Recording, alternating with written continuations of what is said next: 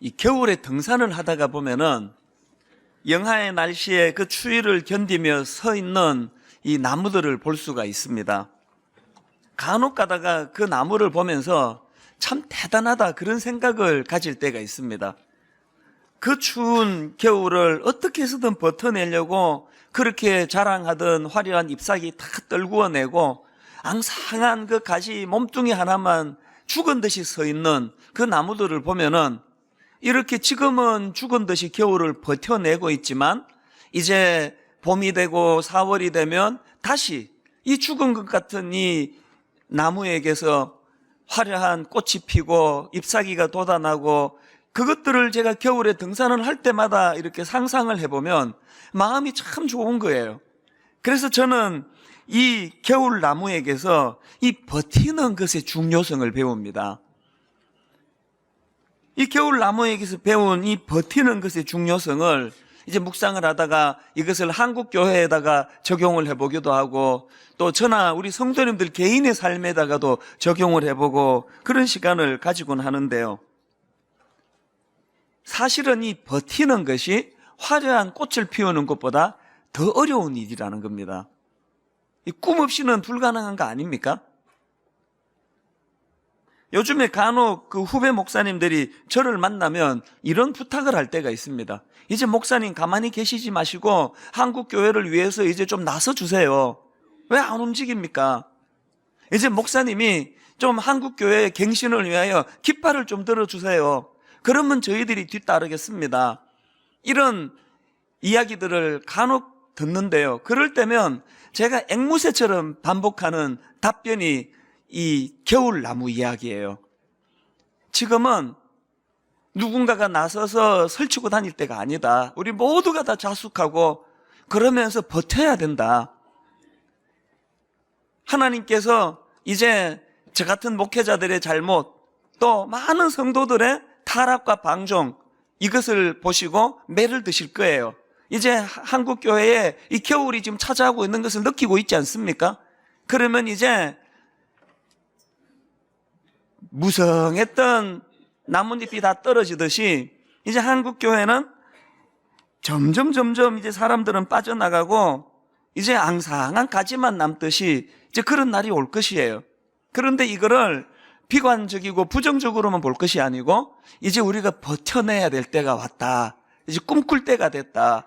그러면서 제가 그 후배 목사님들에게 이사야 6장 13절에 나오는 그루터기 이야기를 하곤 합니다. 그 중에 10분의 1이 아직 남아있을지라도 이것도 황폐하게 될 것이나 밤나무와 상수리나무가 배임을 당하여도 그 그루터기는 남아있는 것 같이 거룩한 씨가 이 땅의 그루터기니라 하시더라. 여러분 그루터기 다 아시죠? 나무가 잘려도 그 뿌리와 함께 제자리에 남아있는 나무 줄기 아랫부분 이걸 그루터기라 그러지 않습니까? 하나님은 이 개념을 가지고 오셔가지고 타락한 남유다가 완전히 멸절될 때까지 심판하실 것이지만 그러나 그런 상황이랄지라도 그루터기 곧 거룩한 씨는 남기실 것이라는 겁니다. 이게 구약의 이 남은 자 사상입니다. 창세기 7장 23절에 보니까 지면의 모든 생물을 썰어버리시니 곧 사람과 가축과 기는 것과 공중의 새까지라 이들은 땅에서 썰어버림을 당하였으되 오직 노아와 그와 함께 방주에 있던 자들만 남았더라. 이게 이 남은 자. 제가 보기에 이제 한국교회는 늦었습니다. 누가 이제 뭐 깃발 들고 뭐 그렇게 설친다고 지금 될 상황이 아니에요. 이제 우리는 그냥 하나님의 이 심판, 이 겨울을 견뎌야 돼요. 그래서 이제 많은 죽정이들은 사라지고 이제 교회 안에 참 그리스도인만 남을 거예요. 그럴 때 우리가 꿈꿔야 되는 게 뭐냐? 이 하나님의 심판으로 한국 교회에 겨울이 찾아올 때 겨울나무가 오직 생존만을 위하여 그 화려한 잎사귀 다 떨구고 초라하게 버티고 서 있는 것처럼 하나님 오는 이 시대에 하나님이 죽정이들 다 파하시고 하나님이 찾으시는 그루터기, 하나님이 찾으시는 그 남은 자, 그 하나님이 찾으시는 그루터기가 되기 위하여 잘 버텨낼 수 있는 이것이 우리의 기도 제목이어야 된다는, 저는 개인적으로 그렇게 생각을 합니다. 제가 이런 생각을 하다가 보니까 저의 지상 최대의 과제는 이제 한국교회 살리겠다고 분당 우리 교회가 제가 결연히 나서가지고 그렇게 머리띠 두르고 그렇게 깃발 올리고 나를 따르라 이러는 거 아닙니다. 저의 지상 최대의 과제는 괜히 그렇게 설치고 다니다가 넘어지고 자빠져서 또 다른 성도들에게 아픔을 주고 누를 끼치는 행하는 것이 아니고 은퇴할 때까지 소리 소문 없이 조용히 그냥 버티는 거예요. 은퇴할 때까지 이를 악물고 버텨서 정말 실족하지 않고 성도들 마음 상하는 일 저지르지 않고 그러다가 내 역할이 끝나면 조용히 사라지는 거. 제가 그런 생각을 하고 있다가 보니까요. 하던 트위터도 끊은 지 오래됐습니다. 페이스북은 처음부터 시작도 안 했습니다. 저는 카톡도 안 해요. 누구도 안 만납니다. 인터뷰하자고 연락이 와서 응하는 경우 거의 없습니다. 그냥 버티는 거예요.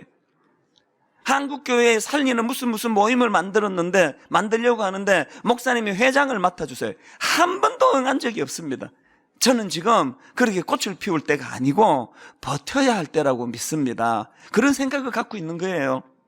사실 여러분, 앞에서도 말씀드렸지만 막 그냥 교회를 등에 업고 화려한 꽃을 피우는 게 쉬운 일이에요. 버티는 게 더 어렵더라고요. 그래서 이게 버거울 때마다 겨울산을 오르는 거예요. 묵묵히 버티고 있는 그 겨울나무를 보면서 하나님, 저도 이 나무처럼 이 겨울을 잘 버텨내기를 바랍니다. 1월 달에 산에 오를 때마다 오늘 이 예배, 이 4월 첫 주 부활주일 많이 기다렸습니다. 아버지, 지금 눈으로 보이는 건 온 산하가 얼어붙은 동토, 삐쩍 마른 초라한 나무 죽은 것처럼 서 있는 이것밖에 눈에 보이지 않지만 하나님, 저는 영안을 열고 4월에 언제 그랬냐는 듯이 무성이 푸른 잎이 돋아나고 꽃이 다시 피어나고 그날을 저는 기다리고 꿈꾸고 있습니다. 그날이 지금 도래한 거 아닙니까? 등산할 때마다 너무 기쁜 거예요. 죽었던 산이 살아나고 죽었던 나무에서 꽃이 다시 피고. 여러분, 부활절을 맞은 오늘 저와 여러분이 영안을 열고 꾸셔야 될 꿈이 있다면 이거예요. 하나님, 오늘 우리들의 범죄함으로, 목회자들의 범죄함으로 한국교회가 지금 겨울을 맞았는데 아버지, 저마저도 우리마저도 실족하지 않고 잘 버텨낼 수 있도록 힘 주시기를 원합니다. 우리가 잘 버텨내요. 언젠가 다시 그 남은 자들을 통하여, 그루터기를 통하여 하나님의 은혜의 강물이 한번 우리에게 부어지게 될 때에 그때 하나님 앞에 그루터기로서의 역할을 감당할 수 있도록 은혜 주시기 원합니다. 부활절날 이게 우리의 기도 제목이라고 저는 생각합니다. 그래서 저는 오늘 이 본문을 가지고 이제 위기를 만난 이 시대에 이 겨울이 찾아온 한국교회에 어떻게 하면은 그루터기와 같은, 또 이 남은 자와 같은 하나님 찾으시는 그런 삶을 살 수 있었나? 그래서 제가 이런 질문을 던져보는 거예요. 누가 이 시대에 그루터기가 될 수 있나? 본문을 중심으로 몇 가지를 정리해 드리려고 하는데요. 자, 첫째로요. 누가 이 시대에 그루터기가 될 수 있습니까? 부활하셔서 지금 일하시는 주님을 볼 수 있는 영안을 가진 사람. 그 사람이 그루터기가 될 수 있다는 겁니다. 오늘 본문 요한복음 11장 25절 26절을 보십시오. 예수께서 이르시되 나는 부활이요 생명이니 나를 믿는 자는 죽어도 살겠고 무릇 살아서 나를 믿는 자는 영원히 죽지 아니하리니 이것을 내가 믿느냐? 여러분, 여기서 중요한 것은 이 나는이라는 표현이에요.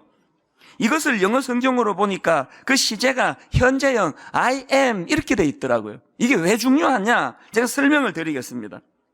성경에 보면은 예수님께서 특별히 사랑하시던 3남매가 있지 않았습니까? 마리아, 마르다, 나사로. 그런데 그 3남매 중에 나사로가 죽을 병이 온 거예요. 그래서 그 난감한 상황에서 그 누이들이 예수님께 그 사실을 전합니다. 요한복음 11장 3절입니다. 이에 그 누이들이 예수께 사람을 보내어 이르되 주여 보시옵소서, 사랑하시는 자가 병들었나이다. 이제 위급한 상황이에요. 그런데 어찌된 영문인지 예수님이 바로 나사로에게 가셔서 도와주질 않으시고 미적미적 하시다가 나중에 가보니까 상황이 끝나버렸어요. 나사로가 죽었습니다. 이 절망적인 상황 아닙니까? 그런데 요한복음 11장에 제가 참 흥미를 느끼는 게요, 바로 그런 상황인데요. 그런 상황에서 예수님과 마르다가 나누는 대화가 굉장히 길게 거기에 기록이 되어 있는 겁니다. 그게 이유가 있을 거 아닙니까? 그래서 제가 이 부분을 묵상을 하는데요. 이것을 과거, 현재, 미래 이런 시제를 가지고 이 초점을 두고 이 말씀을 살펴보면은 여기에 참 중요한 영적인 포인트를 얻을 수 있더라는 겁니다. 자, 한번 보시겠습니까? 요한복음 11장 21절입니다. 마르다가 예수께 여짜오되 주께서 여기 계셨더라면 내 오라버니가 죽지 아니하였겠나이다. 지금 마르다는요, 오빠의 죽음이 너무 슬퍼가지고 온통 그 시선이 되돌이킬 수 없는 과거에 머물러 있는 것을 느낄 수 있습니다. 그러니까 예수님께서 뭐라고 응수하시는가 보니까 23절입니다. 예수께서 이르시되 내 오라비가 다시 살아나리라. 그러면서 주신 말씀이 오늘 본문 25절이에요.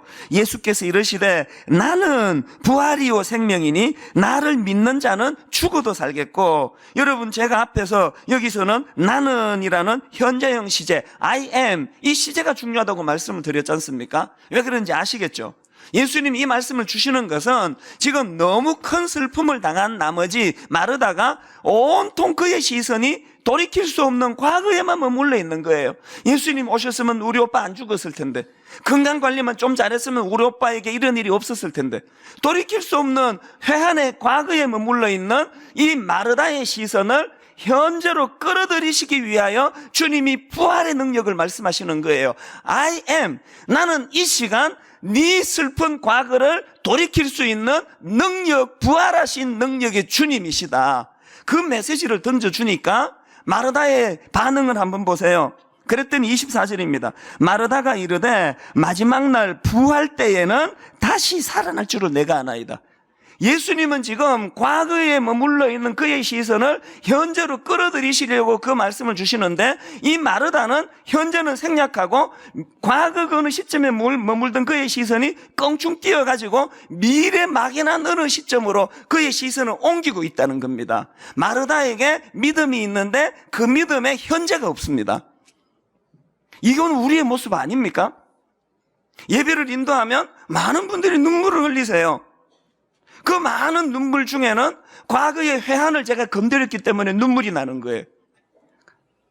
슬퍼서, 아파서. 그러다가 말씀이 그를 터치하면 이번에는 그 막연한 과거에 머물러 있던 그 눈물이 막연한 미래로 껑충 뛰어가지고 언젠지도 몰라요. 막연한 미래 그 시점에 부활하면, 이 땅의 몸이 끝나면 그때 이 슬픔을 내가 보상받을 수 있을 것이다.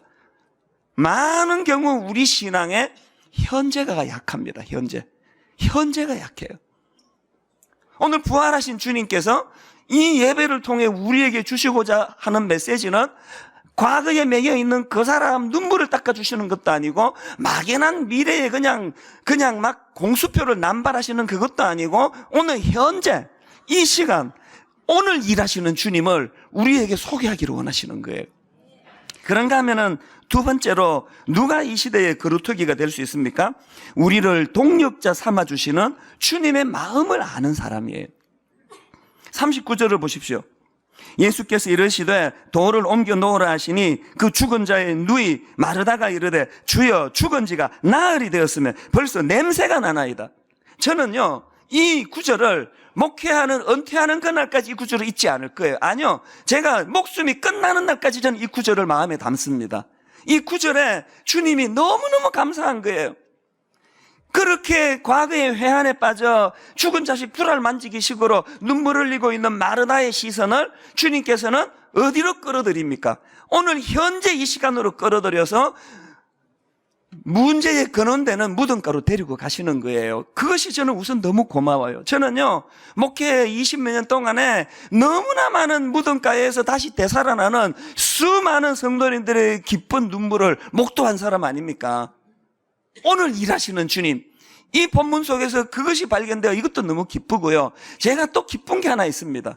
주님께서 그냥 우리를 무기력한, 그래서 무슨 서커스 구경하듯이 너 눈 감아봐, 10살 때까지 눈 뜨지 마. 그리고는 나사로를 혼자 다 살려내시고 자, 눈 떠, 짜잔. 이렇게 우리를 다루지 않으세요. 주님이 오늘 현재 일하시되 죽은 나사로를 살려주시되 뭐라고 말씀하십니까? 3절에 예수께서 이르시되 돌을 옮겨 놓으라 하시니, 여러분 지금 예수님이요, 당신은 도저히 돌 옮길 수 있는 재주가 없어가지고 이건 네가 해라 그러시는 분입니까? 아니잖아요. 예수님 지금 죽은 나사로 살리러 가신 분이에요. 그런데 왜 돌은 니들이 옮겨라 그러시느냐고요. 왜 그러느냐고요? 여러분, 이 질문에 대한 답을 저는 고린도전서 3장 6절에서 찾았습니다. 나는 심었고 아볼로는 물을 주었으되 오직 하나님께서 자라나게 하셨나니. 9절에 보니까 이런 표현도 있네요. 우리는 하나님의 동력자들이요. 오늘 하나님이 당신의 능력을 뽐내면서 모든 일을 당신이 다 하시고 우리를 구경꾼으로 전락시키지 않으시고 그 놀라운 신적인 능력을 베푸시는 현장에 나 같은 초라한 인간을 동력자로 불러주시는 거예요. 우리 동업하자. 이게 제가 왜 은혜인지 아십니까? 분당 우리 교회 개척 13년이 지나고 오늘 되돌아보면 내가 내린 결론은 딱 하나예요. 제가 여러분 뭐 그냥 하나님 체면 때문에 이런 말씀 드리는 거 정말 아니고요. 내 심령에서 드리는 고백이에요. 처음에 교회를 개척하고 온 분당 시내를 돌아다니고 저는요, 이 지역에 상처가 있어요. 정자동에서 쫓겨나고 그 70평짜리 공간 하나도 없더라고요. 그렇게 낙심해 있을 때 하나님께서 하나님의 지혜로 놀랍게도 이 송림중고등학교, 세상에 이 학교를 저희가 들어올 수 있는 확률은 이건 0.01%도 안 됩니다. 그리고 지난 13년 동안 모든 일을 하나님이 다 하셨어요. 그래서 참 신기한 게요, 제가 13년 동안 30몇 명으로 창립 멤버로 시작해가지고 오늘날 2만 명이 될 때까지 제가 이걸 다 했으면요, 저 지금 식물인간 번아웃돼서 죽었어야 돼요. 근데 보셔서 알지만 저 갈수록 생생해요. 갈수록. 그래서 제가 마음 흔들릴까봐 순장반에서 지지난 주에 선포를 해버렸는데요, 내년이 제가 안식년이거든요. 순장반에다가 선포했습니다. 내년에 안식년 안 할 거라고. 지금 생각은 그렇습니다. 지금 생각은. 이걸 제가 또 공포하는 이유도 또 흔들릴까봐 제가 미리 말씀드리는 거예요. 꼭 필요하면 한두 달 뭐 특별한 시간은 가질지 안 가질지 모르지만요, 내가 하나님 앞에 양심으로 안식할 거리가 없어요. 매일매일 안식을 주시는데 하나님이 저 같은 걸 미국에 있는 저를 뚝 불러가지고 너 나랑 동업하자, 그렇게 동력의 기쁨을 주셨는데 일은 당신이 다 하시고 영광은 제가 다 누리고 있는 거예요. 제가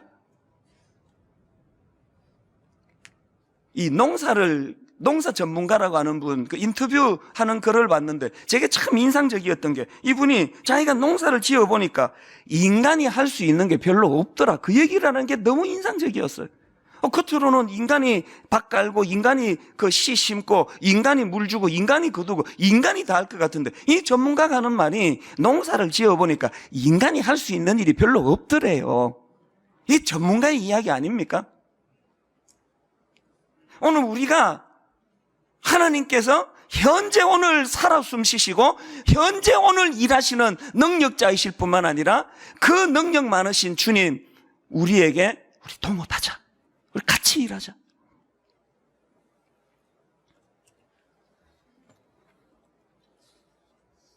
저는요, 매주일마다 월요일부터 토요일, 주일 아침까지 일기예보를 체크해요.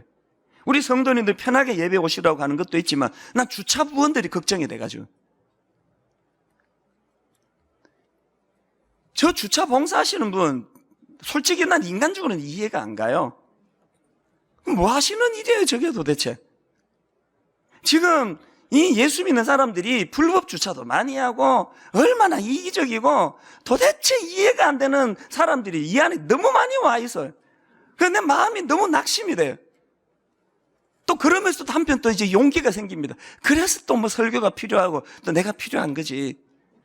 그냥 막 제멋대로 불법 주차하고 막 남의 사정 안 봐주고 이기적이고, 이런 성도들의 모든 뒷바라지 욕 지금 주차 부분들이 다 하고 있거든요.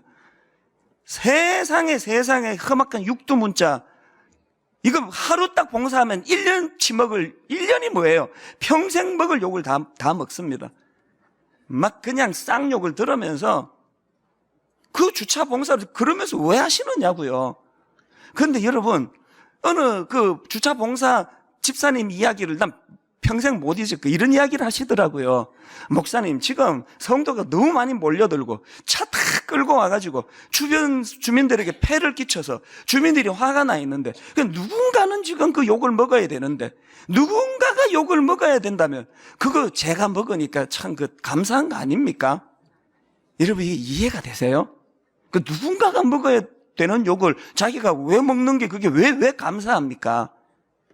이런 분들이 갖고 있는 신앙이 뭔지 아십니까? 고린도전서 3장 8절, 심는 이와 물 주는 이는 한 가지이나 각각 자기가 일한 대로, 그 다음이요, 자기의 상을 받으리라.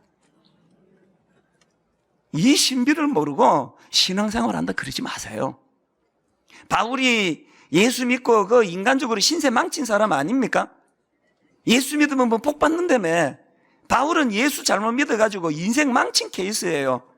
죽을 때까지 고생하고 장가도 못 가고 마지막에는 목이 베어 참수당해 죽은 사람이 바울이에요. 그런데 바울은 자기의 그 고난을 어떻게 이해를 하느냐? 골로새서 1장 24절을 보십시오. 나는 이제 너희를 위하여 받는 괴로움을 기뻐하고, 주차 봉사자하고 좀 비슷한 얘기를 하네요. 나는 이제 너희를 위하여 받는 괴로움을 기뻐하고, 그 다음 보세요. 그리스도의 남은 고난을 그의 몸된 교회를 위하여 내 육체에 채우노라. 바울은 지금 자기의 고난을 십자가 지신 주님과의 동력하는 동력의 개념으로 받고 있다는 거예요. 우리가 이 경지까지는 못 간다 하더라도요, 오늘 무덤의 돌을 옮기라 명하시는 주님 말씀 앞에 우리가 기뻐 눈물을 흘리며, 저요, 목사인데 죽은 나사로 못 살립니다. 그런데 여러분, 무덤의 돌 저 옮길 수 있습니다. 오늘 여러분이 주님의 동력자가 돼서 여러분 가정을 지켜내시느라고 주님이 오늘도 여러분에게 명한 네 가정을 위하여, 네 자식들을 위하여 무덤의 돌을 옮겨라, 이 말씀에 순종하며 눈물로 애쓰고 계시는 많은 분들에게 저는 여러분 부활절날 고린도전서 3장 8절, 심는 이와 물 주는 이는 한 가지이나 각각 자기가 일한 대로 자기의 상을 받으리라. 주님 주시는 이 샬롬, 이 주님이 손잡아 주시는 하나님의 평강의 은혜, 여러분에게 주시는 상급, 이거 받아 누리는 여러분 되시기를 바랍니다. 그런가 하면 세 번째로요, 누가 이 시대의 그루터기가 될 수 있습니까? 나보다는 하나님의 영광을 먼저 생각하는 그런 사람이 이런 일을 할 수 있다는 것입니다. 자, 4절을 보십시오. 예수께서 들으시고 이르시되 이 병은 죽을 병이 아니라 하나님의 영광을 위하며 하나님의 아들이 이로 말미암아 영광을 받게 하려 함이라 하시더라. 40절, 예수께서 이르시되 내 말이 내가 믿으면 하나님의 영광을 보리라 하지 아니하였느냐 하시니, 여러분, 예수님의 관점은 죽은 나사로에게 있지 않습니다. 그래서 예수님은 더 멀리, 더 높은데, 더 하나님의 영광이 있는, 명분이 있는 그곳에 우리의 마음을 가지라는 거예요. 그게 우리가 잘 아는 마태복음 6장 33절 아닙니까? 그런즉 너희는 먼저 그의 나라와 그의 의를 구하라. 그리하면 이 모든 것은 너희에게 다하시리라. 여러분, 여기 나오는 이 그런즉, 이 굉장히 의미가 있는 말씀인데요, 이 그런즉이라는 말씀이 어디랑 연결이 되는 말씀이냐? 바로 그 앞에 나오는 31절, 2절, 32절을 보십시오. 그러므로 염려하여 이르기를 무엇을 먹을까, 무엇을 마실까, 무엇을 입을까 하지 마라. 이는 다 이방인들이 구하는 것이라. 그 다음에 그런즉 너희는 먼저 그의 나라와 그의 의를 구하라. 주님이 주시는 말씀의 포인트가 뭐예요? 이 큰 거를 볼 줄 모르고 맨날 나사로 살아났나? 우리 아들 무슨 대학 들어갔나? 이번 모의고사 점수 잘 받았나? 주님이 그렇게 도와주셨나? 네 목회하는 교회에 사람 몇 명 모였나? 이런 데만 초점을 가지고 살면 필연적으로 따라오는 게 뭐라고요? 그러므로 염려하여 이르기를 무엇을 먹을까, 무엇을 마실까, 무엇을 입을까 하지 말라잖아요. 그런 인생에게 필연적으로 찾아오는 거 염려. 하나님은 먼저 그 나라와 그 의를 구하라. 더 큰 명분을 가지고 구하라. 그러면 우리에게 염려가 사라지는 걸 경험한다는 겁니다. 이 복음의 능력을 맛보시는 여러분 되시기를 바랍니다. 제가 참 부끄러운 이야기를 해서 이거를 제가 할까 말까 망설였는데요, 참 저 역시도 연약한 인간이라는 걸 오픈하는 것이 또 기도 부탁에 도움이 될 것 같아요. 최근에 어떤 일이 있었냐면은 2주 전에 저희 교회가 이제 10 사역 감사 예배, 그래서 이제 저희가 알고 계시듯이 10교회를 정해가지고 이제 우리 성도님들이 일부 예배를 드리시고 거기 가서 이제 예배를 드리고 거기에 11조를 헌금하고 또 이런저런 헌금하고 섬기고 그 일을 2년간 해왔습니다. 그리고 또 다른 10교회 미자립 교회를 저희 교회가 선정을 해가지고 이제 그 담임 목사님 사례비를 월 250만 원씩 지원을 해드렸습니다. 2년간. 그래서 2년 동안 목사님은 그 생활비 걱정을 줄이시고 복음 전하는 일에만 전념하시라고 그렇게 이제 우리가 사역을 해왔는데 2주 전 수요일 날 그 감사 예배를 드린 거예요. 그런데 그 감사 예배 드리기 3일 전에 무슨 일이 있었느냐 하면은요, 당회가 벌어졌어요. 지금 이제 그 방송실에서 계속 지금 부탁한 게 지금 오랜 시간이 지났는데요. 방송 장비를 지금 교체해야 된다는 거예요. 우리가 쓰고 있는 이 스피커나 뒤에서 조정하는 거 방송실에 이거 전부가 다 개척 초기에 돈 아끼느라고 중고를 샀습니다. 중고를 아주 싼 값으로 사가지고 그러고 벌써 12, 13년을 사용했더니 저게 수명이 다 된 거예요. 그래서 방송실에 직원들이 지금 뭐 식은땀을 흘려요. 어떨 때 일부 예배 때 마이크가 막 나가버리는 경우도 있고, 몇 주 전에는 우리 저 드림센터에서 아예 예배실 하나가 이 송출이 끊어져 버려가지고 예배 자체를 못 드린 적도 있고, 그래서 이게 너무 시급합니다. 그러면서 이제 방송 장비를 교체해 달라고. 이게 이제 자꾸 미적미적하니까 그날 당회 때 그 방송 팀장이 와가지고 브리핑을 해줬습니다. 이제 지금 급합니다. 교체해야 됩니다. 근데 그걸 다 이제 들으시더니요, 재정 장로님이 난감한 표정을 지으면서 무슨 말씀을 하시는가 하니까, 아, 이거 교체해야 되는 건 알겠는데 예산이 없다는 거예요. 지금 방송 장비를 교체하려면 공동의회를 소집해야 된다는 거예요. 아, 나 기가 딱 막히는 거예요. 이 분위기 어색해져가지고 제가 어색한 분위기 깨느라고 장로님들한테, 아, 장로님 이런 거에 어색하지 마시, 분위기 어색할 거 없습니다. 이 큰 교회가 예산 없어가지고 방송 장비 교체 못한다는 거 면류관이지, 이게 부끄러운 거 아니지 않습니까? 제가 말은 그렇게 해놓고요, 그렇게 하고 집에 돌아가가지고 그때부터 마음이 불편한 거예요. 그 10교회에 250만 원씩 해가지고 2년 돕는 그 예산 6억 썼습니다. 6억. 자기 교회 방송 장비도 지금 교체도 못하면서 막 여기까지는 제가 생각을 안 가게 하려고요, 애를 많이 썼어요. 그러나 계속 불편한 거예요, 마음이. 이거를 내가 치우려고 무지무지 노력을 했는데요. 그리고 3일 뒤에 헌신 예배가 벌어졌는데 그날 공교롭게도 그 강사로 오신 분이 그 월 250만 원씩 그 사례비 후원을 받던 그 목사님 중에 한 분이 강단에 서시는 날이에요. 제가 뒤에서 이제 그 목사님하고 두런두런 차를 마시는데 하나님이 꼭 저에게 그 전곡을 꼭 찌르시면서 주시는 말씀 같아요. 첫 마디가 이 목사님이 뭐라고 말하는가 하니까요, 목사님 사실은 너무 목회가 힘들어서 자기는 목회를 그만두기로 작정을 하고 이제 목회를 그만두려고 하는데 하나님이 분당 우리 교회를 통해서 250만 원씩 사례비를 후원하는 그거를 듣고 자기가 하나님이 계속 하라는 사인으로 그걸 받았다는 거예요. 그래서 그 용기를 얻어가지고 목회를 하게 됐다는 거예요.